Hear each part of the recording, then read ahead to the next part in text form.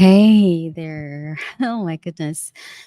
I am doing this live. It's kind of late at night. It is, what day is it? It is Sunday, October 12th.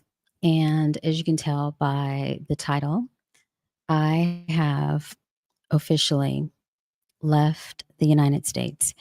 So I'm going to make this really short because it is late at night. And I left the United States. I left New Orleans, Louisiana on oh my God, last Friday, which was October 3rd.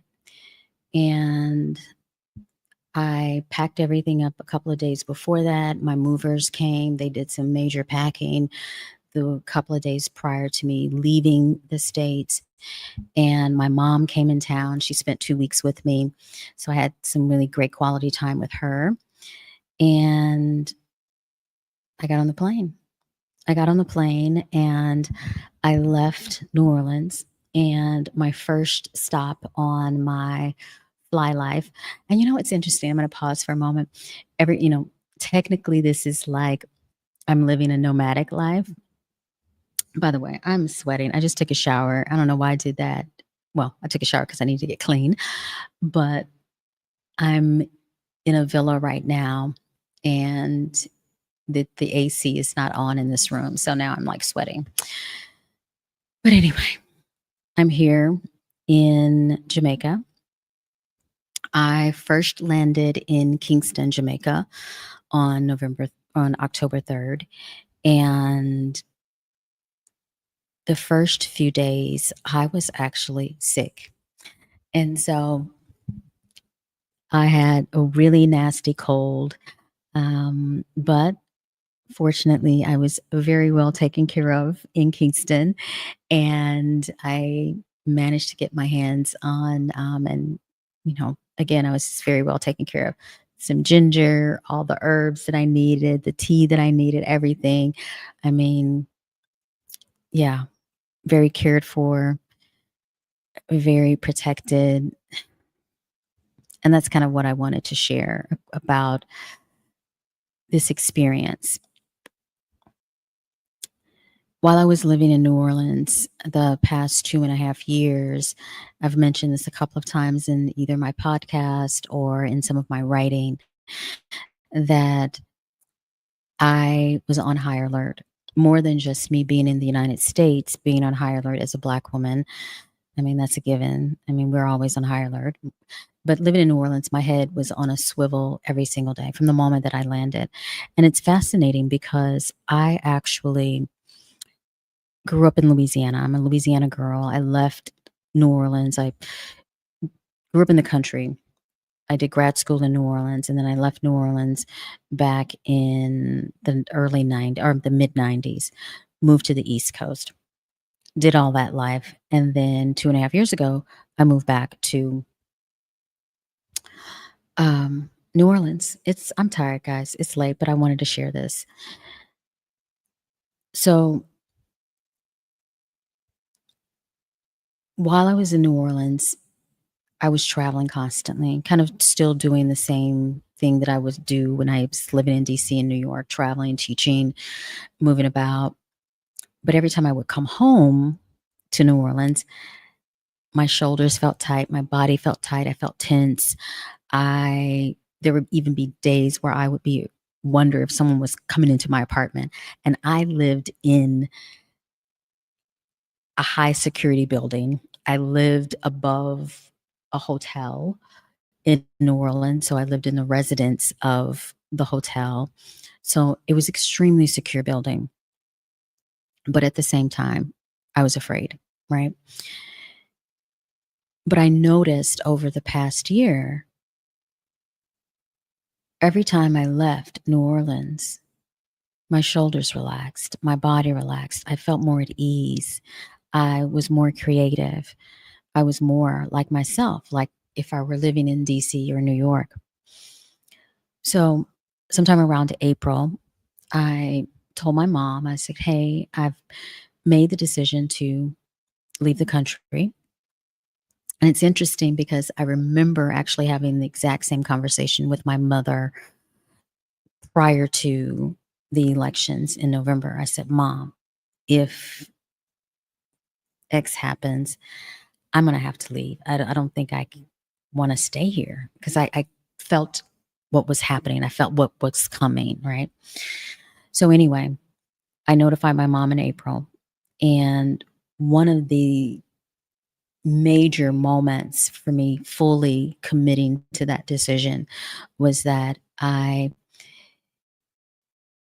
had experienced a connection with my father and my brother, um, through a psilocybin journey that I experienced actually here in Jamaica in January of 2025. And my father and my brother told me it was time to leave. And then in April, I had a dream one night, and my father and my brother came to me in my dream and said it again. It's time for you to go. You've done the work. So basically, I've done the work that I needed to do in New Orleans. I came to New Orleans to ground, to reset, to do some healing after a very toxic relationship. Did that, and it was time for me to go. But also, I knew for a fact that my body, my mind, and my soul didn't need to move anywhere else in the United States. And I sat on it for a while, and I was like, "Where do I move to? Where do I go? I'm not sure. You know, maybe I can move to LA, or I was like, maybe I'll stay in the States and move to LA." And it's like, no, no, no, no, no. No, Faith. You cannot do that. You need to leave the country. Then I couldn't figure out where I wanted to go. Hold on a second. I'm going to grab some tea.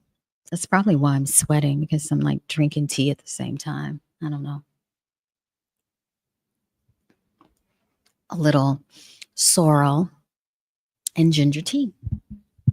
Okay. So I couldn't figure out where I wanted to go. And so I said, hey, let me start just doing a little more research about different places where to go and live. And I found a beautiful expat group online for Black women, and I jumped in. Actually, I did one of their happy hour sessions because it's called Exodus, and was one of the teachers for their Exodus Summit yesterday. Um, and I'll actually leave a link to their YouTube page as well for anyone that is thinking or considering of leaving the United States, because they have all the information. These women have been doing it for years and years. I mean, yeah. So I'll leave all that information below. But I connected with them online. I continued to do my research, and I was like, you know what? Maybe it's not about finding that perfect spot right now. Give myself some grace. And I think that's the key here, is that during this process of even considering, processing, really looking at everything, I knew that I had to give myself grace in order to move my feet and get out of that city.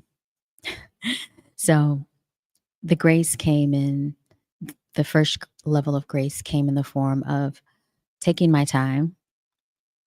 I gave myself a couple of months um, to organize my life. I went through the entire summer because I had several summer gigs that I had to attend in the United States, and I'd already like booked flights and stuff like that for those gigs that I had around the country doing um, festivals and also speaking engagements.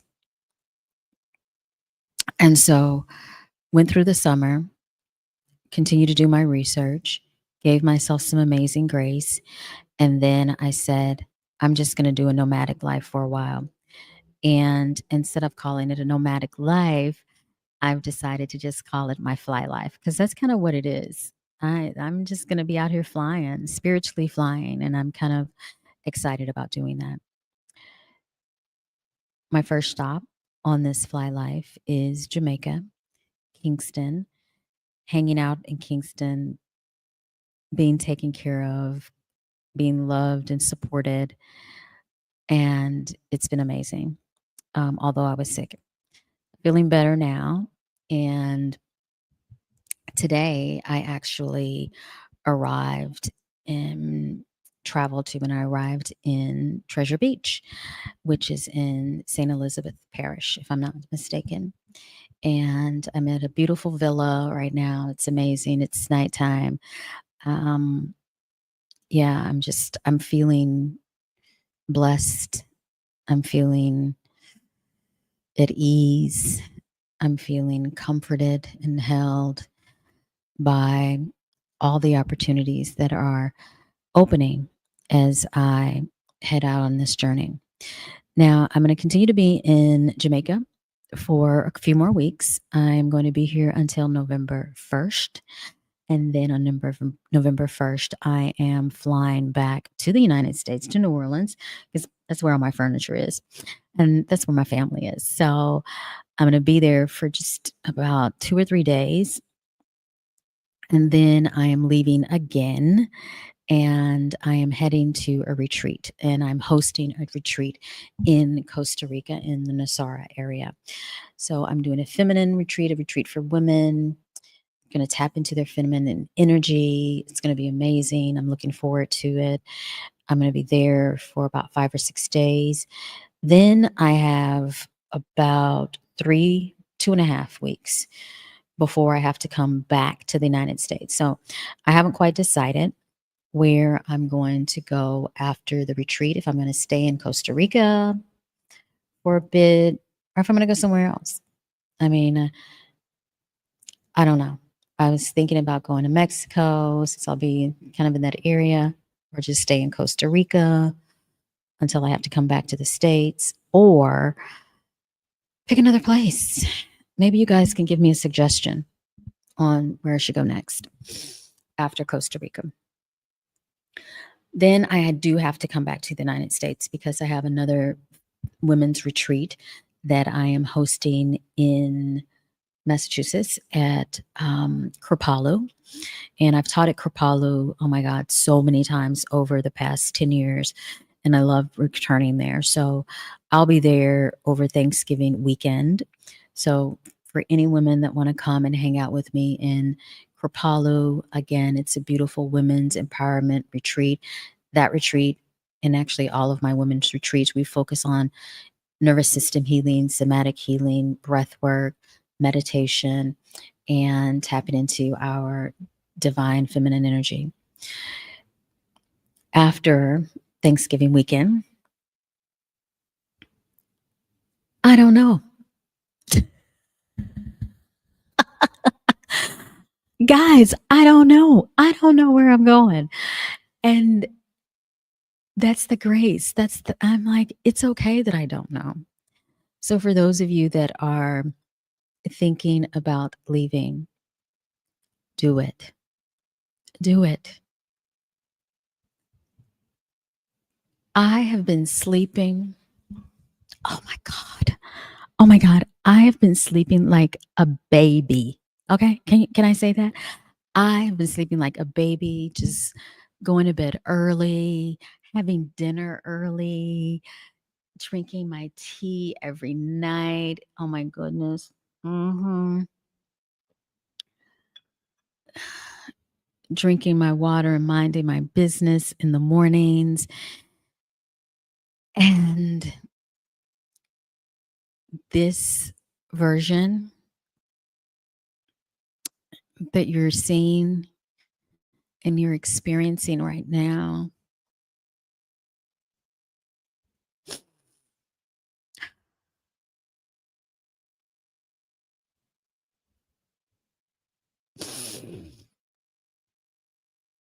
I haven't seen her in so long.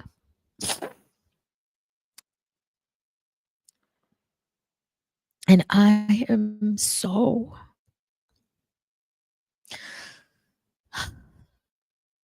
happy to have her back. While I've been here, I've still been working, right? I've been writing, I've been creating, I did some updates to my website. But the beautiful part is that my mornings are mine. And that's kind of a routine I've had for a very long time, being an entrepreneur and having yoga studios. And even when I moved to New Orleans, I always made sure I had mornings were my time. But being here, it's a different flow. Um, I'm waking up,